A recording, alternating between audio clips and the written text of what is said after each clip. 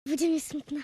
Takto si povzdychla prváčka Saška za Nelkou a Muňkom. Starala som sa iba o Nelku, takže som jej dávala iba takedy mlieka z fľašky. Teraz už 5-mesačný Muňko zažil toho viac ako dosť. Pri stavbe diaľnice pri Kráľovanoch na Orave sa stratil matke. Našli ho miestni a ujal sa ho ochranár pán Macek. Pokúsili sme sa o spätnú adopciu. Tá bola úspešná. On sa stretol so svojou matkou, zhruba týždeň sa s ňou pohyboval. Potom nastalo niečo strašné. Muňka chcel zabiť statný medveď, lebo mal s jeho matkou svoje plány. Medvedica vlastným telom chránila mláďa a medveď ju zabil.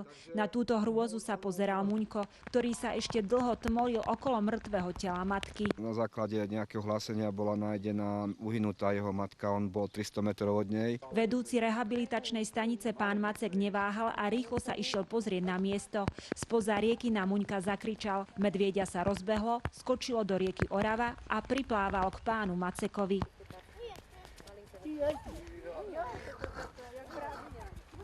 Trpký osud mala aj asi 2-mesačná medvedička Nelka. Našli ju pri ceste vyhľadovanú a veľmi podchladenú.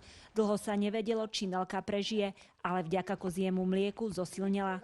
Aj keď Muňko a Nelka si k sebe dlhšie hľadali cestu, teraz sú z nich veľkí kamaráti. Zdá sa, že oba medvedíci sú veľmi šikovní a majú sa k svetu. Zajtra oboch prevezú do Bojníckej zoo a budú bývať pri sebe.